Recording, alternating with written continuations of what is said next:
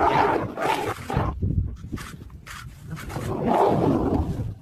lions ran from him.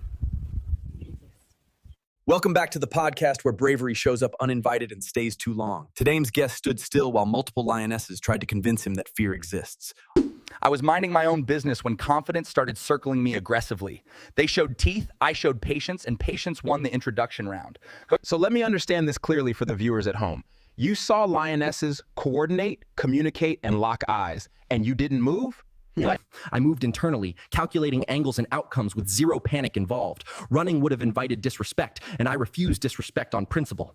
Most animals either flee or freeze in that situation without discussion. You looked like you were waiting for customer service to respond.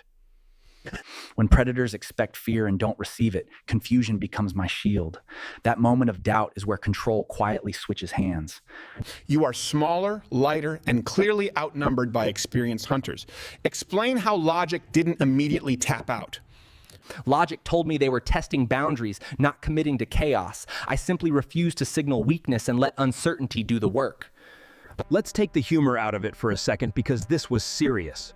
One wrong step and survival would not be part of the conversation. I was fully aware that death was nearby and very interested. But fear only matters when it controls decisions instead of sharpening them. Witnesses said you charged forward instead of backing away. That's not instinctual prey behavior by any definition. I didn't charge to attack, I charged to disrupt expectations. Predators hesitate when the script suddenly stops making sense. So you weren't trying to overpower them physically. You were forcing hesitation into their coordination.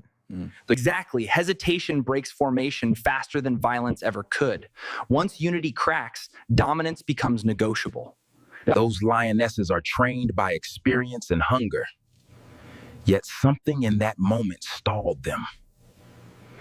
They recognize commitment without bluffing or noise. Predators respect certainty even when they hate it. Let's address the myth directly because people are watching closely. You didn't win because you were fearless. You won because you were deliberate. Fear was present, but it was not allowed to speak first. Control is louder than panic when pressure peaks. The internet calls you insane, reckless, and impossible to intimidate. What are they missing entirely? They confuse loud reactions with strength and silence with weakness. Real confidence doesn't rush or announce itself. People watching this feel small in their own lives and situations. What lesson survives beyond the jungle moment? Stand your ground before certainty arrives. Momentum follows those who refuse to retreat.